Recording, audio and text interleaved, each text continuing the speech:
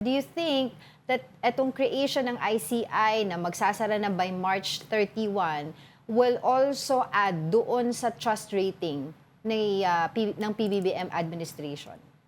Well, Mag-add siya sa definitely. pagbagsak ng trust rating.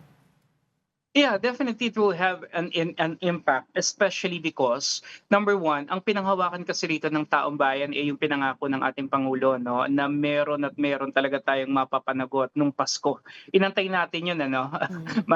Mas inantay pa nga yata natin yung kaysa sa mga regalo na gusto nating matanggap during that time. Pero hindi nangyari. And the ICI is an instrumental factor to that.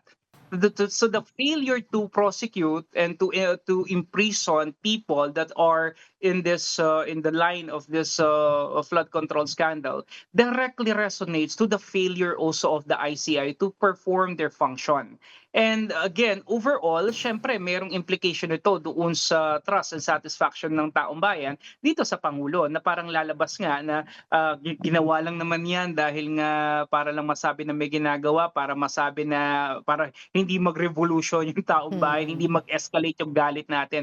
And then after what, nung na-appease na, wala na. And then tignan natin ngayon yung timing, no, nung kung kailan siya mawawala, no, March 31, and of course right now meron tayong malaking issue na kinakaharap, the oil price crisis, the problem in the Middle East. I think this could be an opportune time. Maring iniisip ng Pangulo, no, ng ating pamahalaan na pwede na nating i-divert yung attention kasi Attention. masyado ng marami ng issue na kinakaharap. Mhm. Pwede na nating tapusin tong ICI kasi baka lalo pang lalo pang ma-complicate. So I think these are some of the considerations, but at the end of the day, I think really the ICI failed to really failed to deliver. Mm.